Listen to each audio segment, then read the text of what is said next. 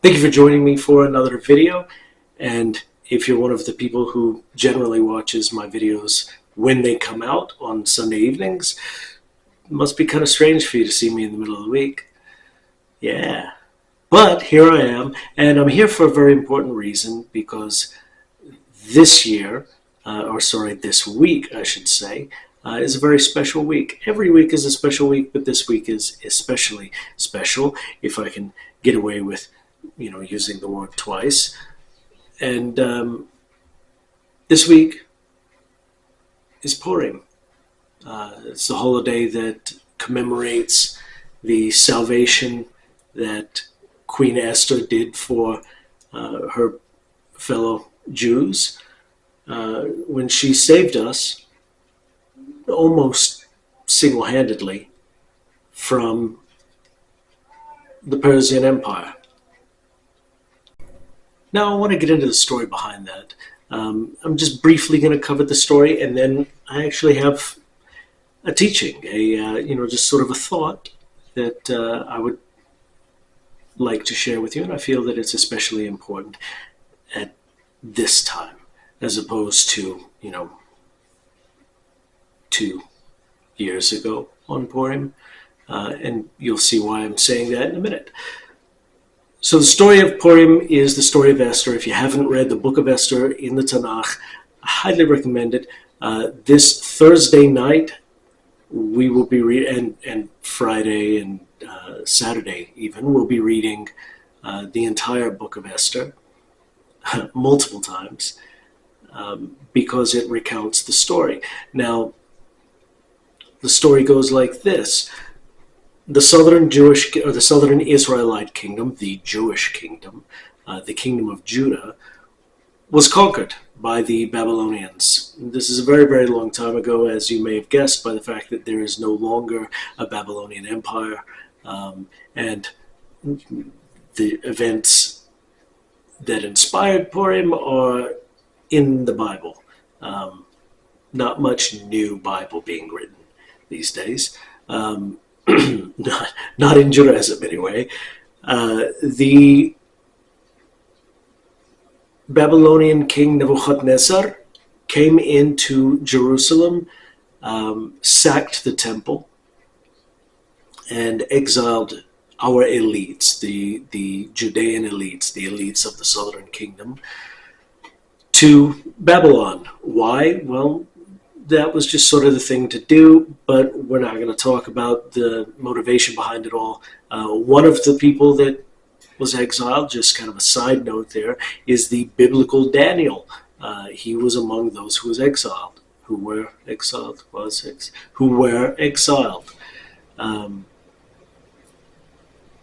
Sometime later, to add insult to injury, the Persians came in and conquered the Babylonians. So now we've got not only have the Jewish people been taken captive by one empire, now we're being taken captive by a different empire, and just sort of spread out a little bit wider. Sometime later, the king, who I believe was Cambyses II, it's not important who the king was, the Tanakh gives his name as Ahasuerus.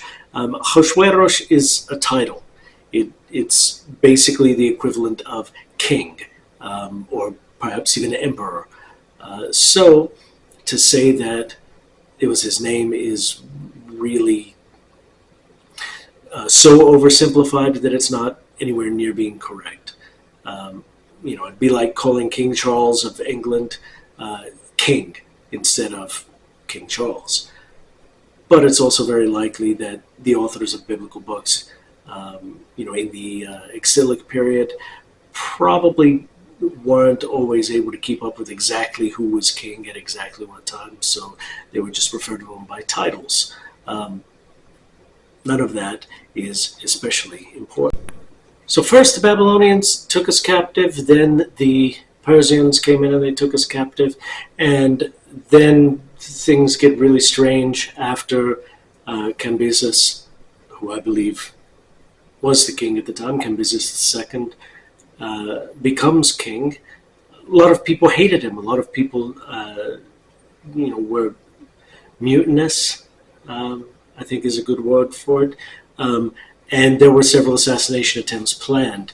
Well, as it happens, if you look in the book of Esther, you'll see that Mordecai, who, if you've never read the book, you could call him sort of a secondary character, sort of a supporting role in the story. Mordecai, a Jewish man from the tribe of Benjamin, is out in the marketplace. He's out in the city, common city area, and he overhears people plotting to assassinate the king. So he speaks up about it. He tells his former ward, and I am skipping over a lot of the earlier details in the book, but he tells, at this point in time, Esther, a Jewish woman, is queen of Persia. Not Vashti, who was the queen at the beginning of the book, but now I'm skipping ahead all the way to Esther for the sake of brevity. So Mordecai goes to his former ward, his relative Esther, and he says, listen, I overheard this plot to overthrow the king, to kill him, and to take over the kingdom. And so she went to the king and said, hey, Mordecai, he's overheard this plot to assassinate you. These are the people who did it. You should probably do something about that before you end up dead. King does something about it. He records it in a book, probably to, partly to help remind him that, who did what for him, but also because it's the sort of thing that goes in the annals of kingdoms. So the vizier of Persia at this time is a man named Haman. He's a very wicked man. He's a descendant of Agag. Agag was the king of Amalek, who is kind of like a cousin nation of Israel. While Israel is descended from Israel, Jacob, Amalek is descended from his twin brother, Esau.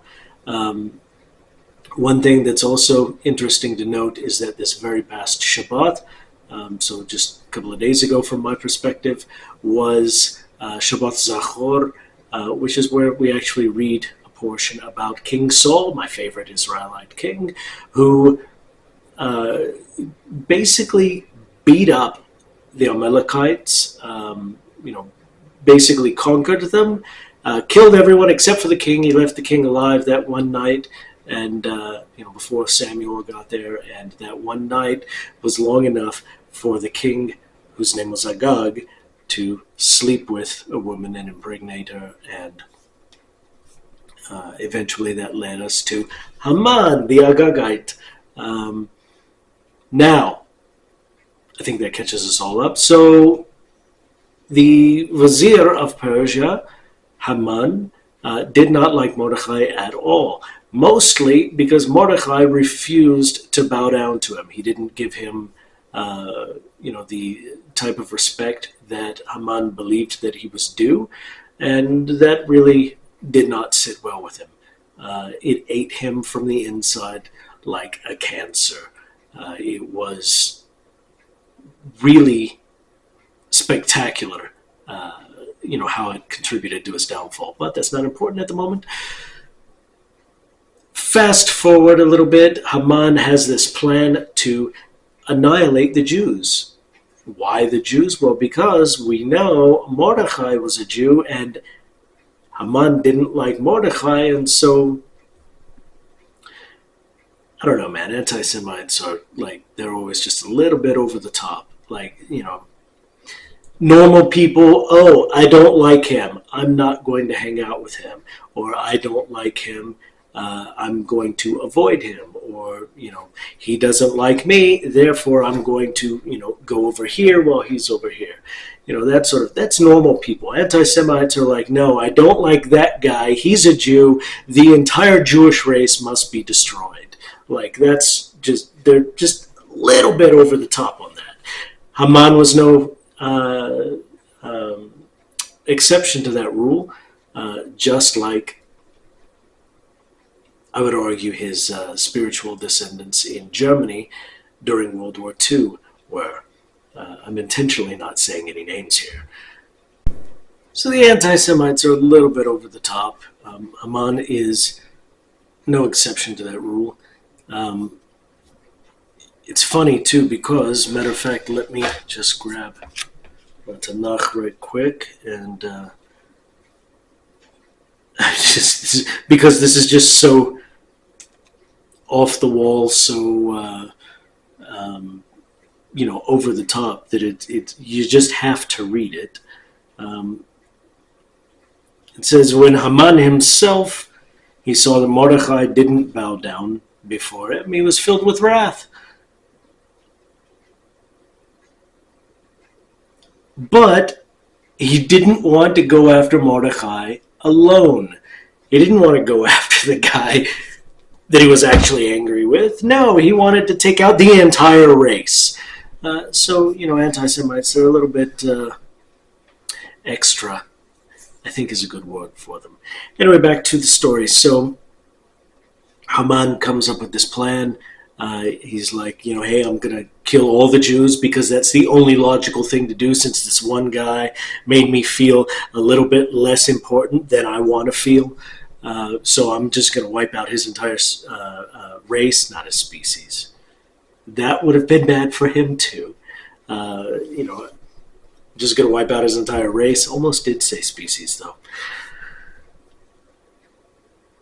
And he planned to do it, and he actually got approval to do it by slandering the Jews to the king. Go figure, he had to slander, he had to make something up. Probably because we rarely actually do anything to get in trouble with national authorities. On a local level, okay, that's one thing. There were incidents, for example, in Roman Judea / Syria, Palestina / Idumea, that whole region, there were incidents where Jews rose up against the Romans, and they had to step in and execute us by the tens of thousands. Because, again, anti-Semite logic. So sometimes, yes, we do cause a ruckus on the local level, but on the national level, no. That's silly. No more than anybody else. So Haman actually gets the king's approval to go out and exterminate Jews. Just, kill us. And the law was, apparently, we weren't allowed to fight back. So, yeah, that would have ended very, very quickly any Jewish life in Persia. And the people who were the Israelites who were scattered elsewhere, they would have been the only ones to survive. I don't know how many it was, but it seems like probably not that many.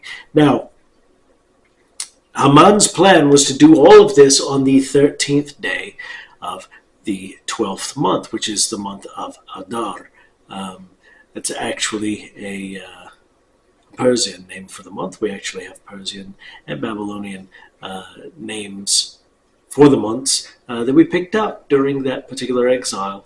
And the Tanakh actually mentions the month of Adar by name. The 13th of Adar was the day that Haman planned to orchestrate these attacks, and so he sends out word to all his allies, all the people who felt like him, and said, hey, on this day we're just going to rise up and kill all the Jews. They can't do anything about it. Ha ha ha ha ha.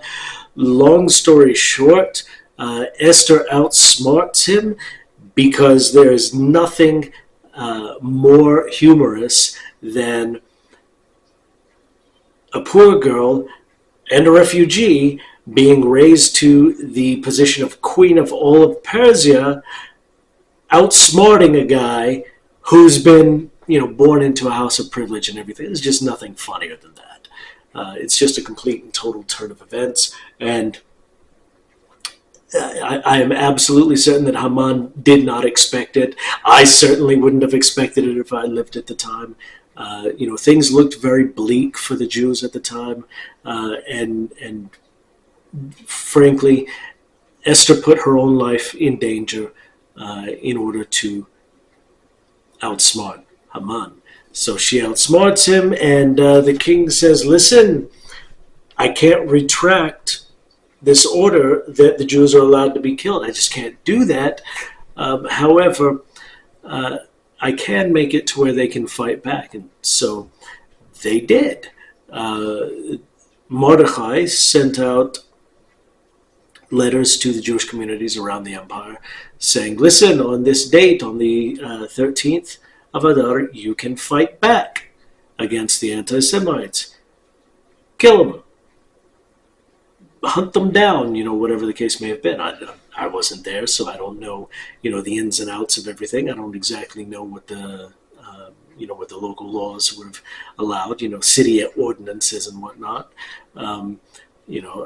But I would imagine that, most of the time, whenever somebody would come and try to attack a Jew, basically a Jew would just pull out a sword, and suddenly a whole mob of Jews would just jump this guy. That's how I imagine it in my head, because it's funnier that way. It was really not a particularly funny situation, as you may have guessed. We are talking about genocide, but Esther saved the Jewish people. Now, one of the things that you're going to notice if you read the book of Esther is you're not going to find God's name mentioned anywhere in the entire book. 10 whole chapters of a religious book in the Tanakh. This is the Bible itself. God not only is not mentioned, but he also doesn't speak.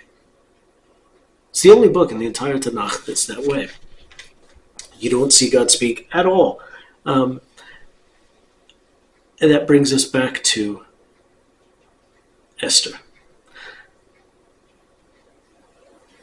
God works in the background. God is hidden. In fact, the name Esther is actually connected to the Hebrew word for hidden or concealed. Was that actually her name? Well, no, probably not. In fact, her name, the name Esther was probably actually originally derived from one of the local goddesses. I can't really do anything about that. But the book of Esther tells us that her actual name, her given name that her parents gave her was Hadassah, which is Hebrew. It's a type of plant. So there's that. That's kind of a cool thing, being named after a plant, I guess. I don't know. I named my daughter Shoshana, which is a lily. So, I mean, I guess maybe being named after a plant's cool, I guess. I don't know. But you don't find God in the book at face value. The rabbis come along and they teach us that anytime that you see the phrase the king, HaMelech in Hebrew, mentioned in the book of Esther, it's not talking about Ahasuerus. It's talking about God. Yes, on the literal level, it does mean Ahasuerus, but allowing for the interpretation that it's God gives some very interesting and very important lessons. So I want you to look around you. If you're Jewish especially, look around you. Look at what's happening in the world today. Anti-Semitism is on the rise. According to FBI statistics, it's, over the last couple of years, anti-Semitic crimes have, shot up something like 30%. In the United States, land of the free, home of the brave, in the United States, a liberal republic, that it prides itself on multiculturalism. It's a little bit strange that we have to deal with anti-Semitism here, with an uptick in it. Over the last 2 years especially, and by 2 years I'm actually talking, a little bit closer to 17 months, since October 7th, 2023, things have gotten much worse for Jews everywhere, except for in Israel. Yes, things are bad there too, but that's home. That's the safest place for us to be. And God willing, one day I'll be there. But today I'm not. And so I get to see, I don't know if it's a good or a bad thing, but I get to see all the bad stuff happening around me. All the anti-Semitic incidents popping up here and there. Things look bad. It looks like God just really sort of turned his back. It looks like sometimes that, maybe God is sleeping. Maybe he's not paying attention. But that's also how it looked in Esther's day. That's also how it, if you had been any random Jew in Persia, and you hear, oh yeah, they're coming to kill you on the 13th of Adar. Well, you can't really defend against that. They're coming. This is when they're coming. They'll be on your street at 12:03. Like, that's just, they even told them when they were coming. That's the wildest part. It's terror, it's terrorism. And while it looked like God may have been asleep then, the book of Esther tells us something very interesting, and this is what I wanted to share with you at the beginning. So, remember, the rabbis teach that anywhere that the phrase Hamelech, meaning the king, is used in the book of Esther without mentioning Ahasuerus, without mentioning that it's that specific king, that it's talking about God. So commenting on Esther chapter 6 verse 1, the Midrash Rabbah says, this is in chapter 10, Midrash 1, so the verse itself says that that night, I have to paraphrase it because for legal reasons I'm not allowed to actually quote it word for word. So that night, the king's sleep, Shnat HaMelech, the sleep of the king, was disturbed, so that he commanded to bring the book of records, the chronicles, and that they could be read before the king. Now remember, this is the same book that Mordechai is written in there, where it says that Mordechai the Jew saved the king from an assassination attempt. That sort of thing. I don't know exactly what he wrote, but that sort of thing. Along comes the Midrash, and it says,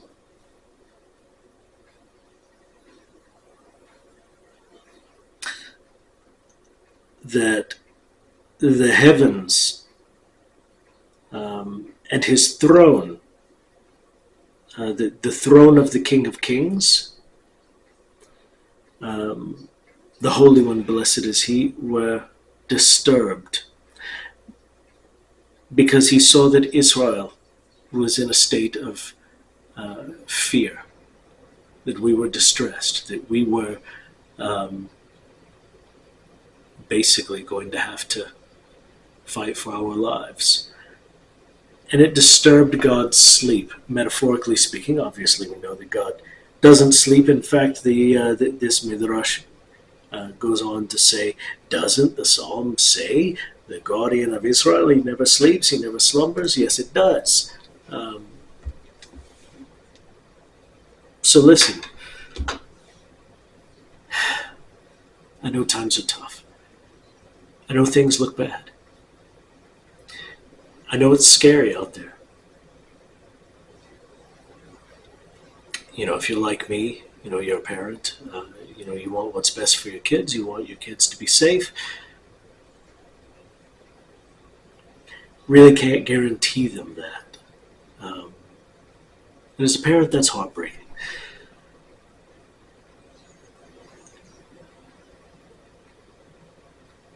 But just because it looks like God may be sleeping, maybe God's not paying attention. Just because it looks that way doesn't make it the case. Because remember, the king's sleep was disturbed in the book of Esther. And we know that the king refers to God himself. Even if God were to turn his back on Israel, his sleep is disturbed. He can't sleep because his children are in trouble. So, this Purim, I want to wish you a happy Purim, a very happy Purim, because approximately 17 months ago there was a terrorist attack committed not just against Israelis, not just against Israeli Jews, but against every Jew in the entire world. Things might look bad. We see, just common folk around town turning their backs on us, We see rises in anti-Semitism. We see it. It's out there. It's bad. It's, if you're like me, you try to tune it out as much as possible. But it's out there. But just remember that God can't sleep. No, he's here waiting to give us the chance to fight back, waiting to save us, and waiting ultimately to redeem us, to bring us back home to Israel, where we belong, quite frankly. So, that being said, happy Purim. I hope to have a recording of the reading of the scroll of Esther. Depends on if I can get that done when I'm listening to the record or to the reading at the synagogue this Thursday. But even if I can't, I'm sure you can find recordings online. So that being said, Purim Sameach, happy Purim, and if you enjoyed this video, go ahead and hit the like button. If you haven't yet, go ahead and like and subscribe. Across YouTube, the social media, Facebook. Go ahead and share this video with other people. If you're following me on Facebook, which by the way, if you're not yet, you should. It's all you have to do is look for an unorthodox Jew in the search, and boom, it's going to pop you out over to me, hopefully. But if you are, you're probably going to notice that there's going to be a little bit more stuff related to Purim coming out on the Facebook this week. So, check that out. That being said, I'll see you next time. Well, I won't see you, but you'll see me next time for the next video, getting back to the text of the Torah tradition. So, that in mind, Purim Sameach and Shalom. We'll see you next time.